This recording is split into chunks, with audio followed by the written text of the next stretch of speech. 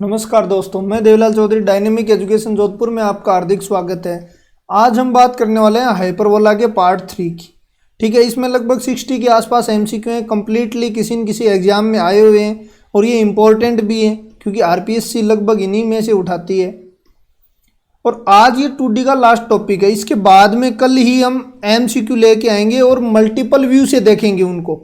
ठीक है, जो RPSC first grade second grade में लगभग 5-6 एग्जाम हुई है, उनमें सभी में जितने भी क्वेश्चन आए वो सारे के सारे मैं कल लेके आऊँगा।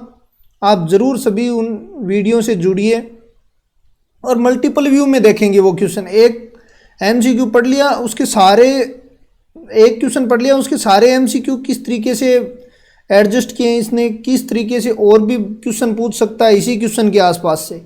ठीक है, उसके रिलेटेड सारी थ्योरी दोबारा रिवीजन हो जाएगी आपकी। तो कल ही आपके पास एमसीक्यू की जो मांग थी वो आपके सामने, आरपीएससी के ओल्ड जो भी क्वेश्चन है उनकी मांग थी वो आपकी पूरी हो जाएगी और उसके बाद में हम 3D स्टार्ट करेंगे। तो सबसे पहले मैं स्टार्ट करता हूं इसी को। ठीक है,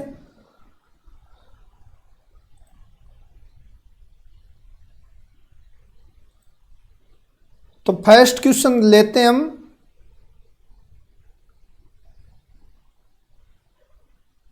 देखो फर्स्ट क्वेश्चन देखो कि यदि अति परवलय X square upon A square Y square minus B square is equal to 1 है, 1 पर स्थित है, तो इसकी अनंत स्पर्शियों पर डाले गए लंबों की लंबाइयों का गुणनफल क्या होगा। तो डायरेक्ट टिक मारनी है यहाँ पे क्योंकि ये मैंने प्रूफ भी करवाया। इसकी अंतस्पर्शी बता देता हूँ। तो इसकी अनंत स्पर्शी क्या होंगी, B X plus A Y is equal to 0, B X minus A Y is equal to 0।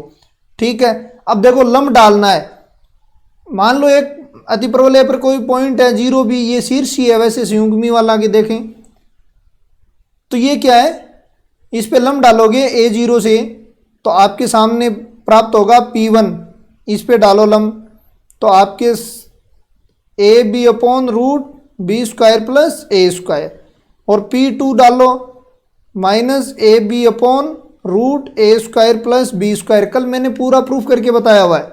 आपको चाहिए P1 P2, तो ये ए square B square upon A square plus B square आपका आंसर बन जाएगा। तो यदि आराम से देखना है तो कल वाला ज़रूर देखना वीडियो, और फास्टली में मैंने एक बार दोबारा बता दिया आपको ये। तो फास्ट प्रोसेस में मैंने एक बार फिर से इसको रिवाइज करवा दिया आपको। तो P1 P2 गुणनफल क्या हो जाएगा आपको याद करना है और डायरेक्ट ही क्वेश्चन पूछेंगे।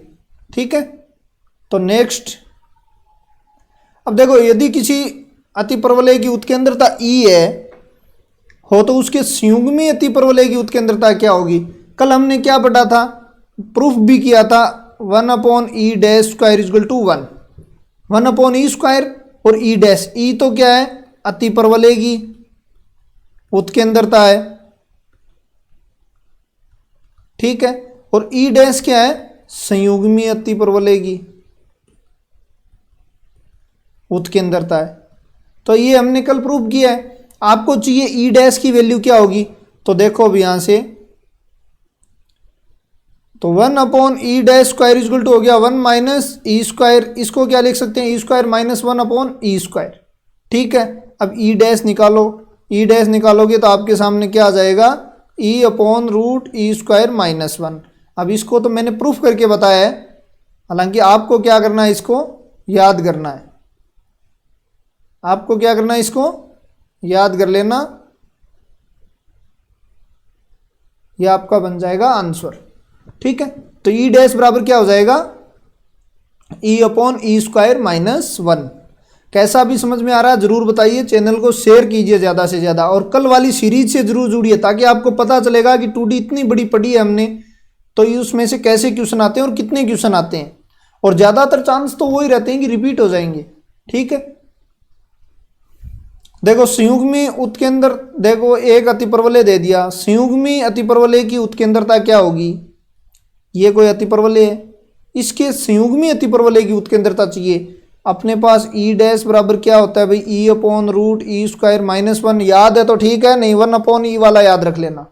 ठीक है, 1 upon E square plus 1 upon E dash square is equal to 1 याद रख लेना। बाकी ये फॉर्मूला है, आप जरूर याद रखना इसको।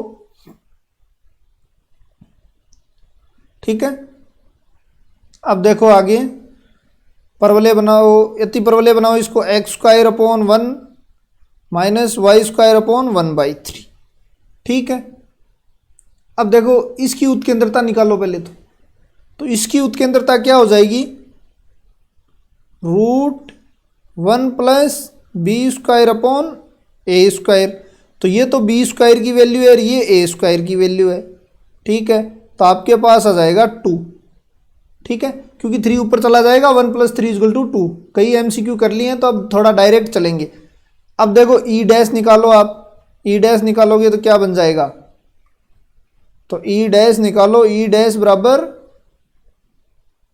2/2 का स्क्वायर -1, तो 2/√3। तो ये आपका आंसर आ जाएगा 2/√3।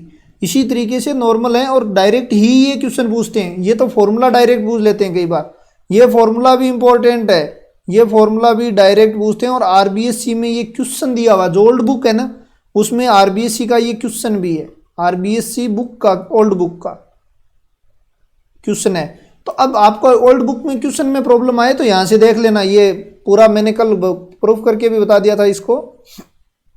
यदि किसी अति परवलय की अनंत स्पर्शियों के बीच में एंगल के 120 है, तो इसके संयुग्मी अति परवलय की उत्केंद्रता होगी। अब देखो अनंत स्पर्शियों के बीच का एंगल हमने कल ही निकाला था, alpha = tan inverse 2ab upon A square minus B square. दूसरा निकाला था अल्फा = 2 सेक इनवर्स ई। ठीक है, तो इससे देखो भाई 120 है यहाँ पे, तो 120 = 2 सेक इनवर्स ई, तो ये तो हो जाएगा 60, सेक 60 = ई। तो सेक 60, तो ई की वैल्यू कितनी आ गई, 2 आ गई आपके पास। ई की वैल्यू क्या आ गई, 2। अब संयुग्मी की चाहिए आपको, तो संयुग्मी की मैंने क्या फॉर्मूला बताया था, संयुग्मी का मैंने कल ही ये फॉर्मूला बताया, आज ही।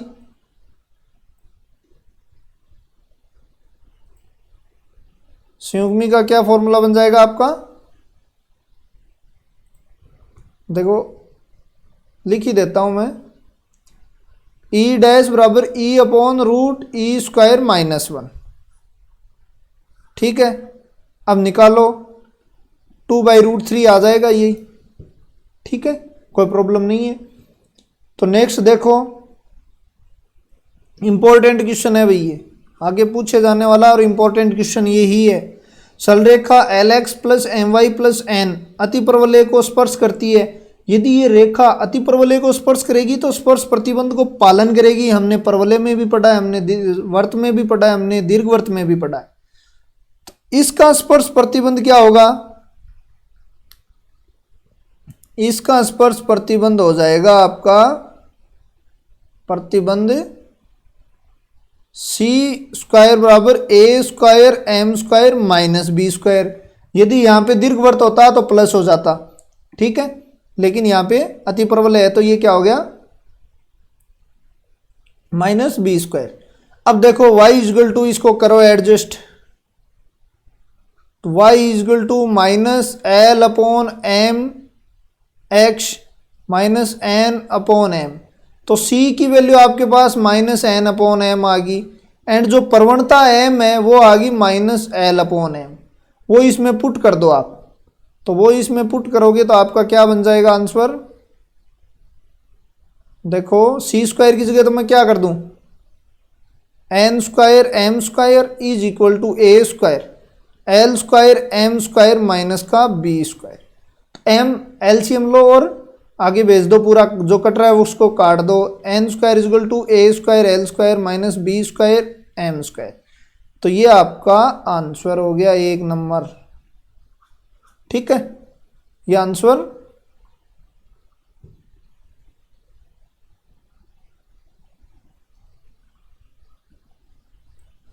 ठीक है, तो आपके पास ये आंसर हो गया। देखो ये यदि स्पर्श रेखा है तो स्पर्श प्रतिबंध को 101% पालन करेगी। और स्पर्श प्रतिबंध याद रख लेना, दीर्घवृत्त का क्या होता है, यहाँ प्लस होता है, वृत्त का क्या होता है, c = a √1 + m²।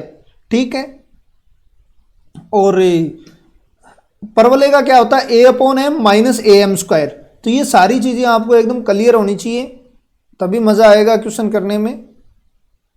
नेक्स्ट देखो, यदि किसी अतिपरवलय की नाभिलंब की लंबाई कितनी है, 8 है, इसके संयुग्मी x मतलब 2b, संयुग्मी x तथा नाभियों के बीच की दूरी की आधी है, ठीक है। तो उत्केंद्रता क्या होगी, तो आपके पास क्या क्या दे दिया, पहले तो ये लिखो, आपके पास दिया हुआ क्या है, आपके पास एक तो दिया हुआ है 2b²/a = 8 दे दिया। दूसरा आपके पास दिया हुआ है कि संयुग्मी x क्या होती है, 2b। नाभियों के बीच की दूरी, भाई दो नाभियों के बीच की दूरी तो 2a ही होती है, लेकिन आधी है, इसका मतलब 2b = ae। नाभियों के बीच की दूरी टोटल कितनी होती है, 2a ही होती है, लेकिन यहाँ आधी है, इसके लिए आपने a ही ले लिया। अब देखो हम डायरेक्ट यहीं से ही कर देते हैं इस क्वेश्चन को, ऊपर वाले की ज़रूरत ही नहीं पड़े। आपको क्या चाहिए, इसकी उत्केंद्रता चाहिए, ई चाहिए मतलब। तो देखो 2b² की जगह में, b की जगह में क्या लिख दूं, a/√e² - 1 = a से a काट दो यहाँ से, ठीक है। अब स्क्वायर कर दो इसको, स्क्वायर करोगे तो 4e² - 1 = e², ठीक है। तो 3e² = 4, e = 2/√3, ये लो आंसर, 2/√3 आपका आंसर हो गया, ये आपका आंसर हो जाएगा। दोबारा देखो, इसकी ज़रूरत ही नहीं पड़ी हमने, और जो कम से कम ही मतलब ऐसी थ्योरी लगानी है कि कम से कम मतलब टाइम लगे, कम से कम प्रॉपर्टीज की यूज हो, तो हमने एक प्रॉपर्टी से इसका आंसर निकाल दिया। नेक्स्ट देखो, अच्छा ये तो समकोणीय की डेफिनेशन ही होगी। देखो भाई, x = a cos hyperbolic theta plus sine hyperbolic theta and y = b sine hyperbolic, नहीं सॉरी, कोस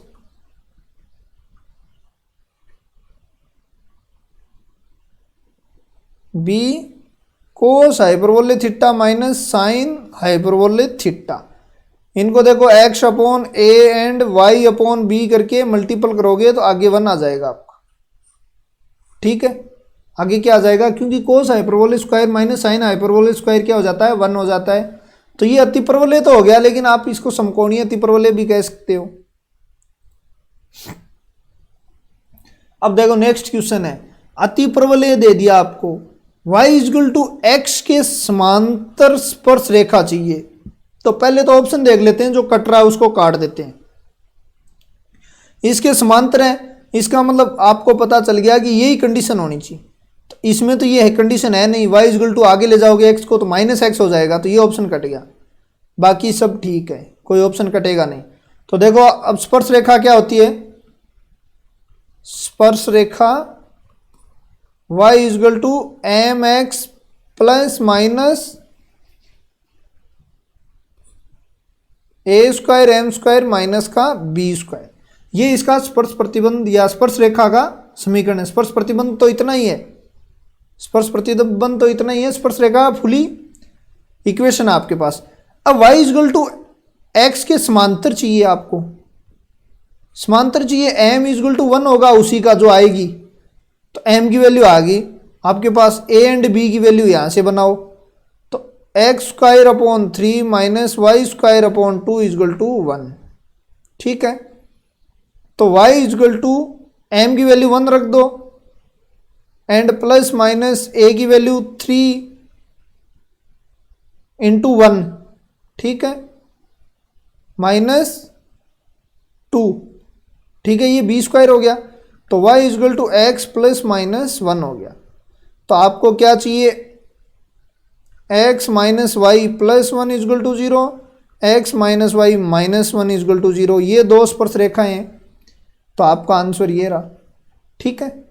तो इसी तरीके से यदि आपको स्पर्श रेखा चाहिए तो आपको क्या वैल्यू चाहिए, केवल m चाहिए, a एंड b तो क्या दे देगा, अतिपरवलय ही दे देगा आपको। m चाहिए तो इसके समांतर हो गया, तो हम m आसानी से निकाल सकते हैं, और m हमने निकाल भी लिया, ठीक है। देखो संयुग्मी व्यास, अति प्रबल संयुग्मी व्यास क्या होता है भाई, अति प्रबल के लिए थ्योरी याद करो, संयुग्मी व्यास एक है दूसरा चाहिए, ठीक है। संयुग्मी व्यास क्या होता है, M1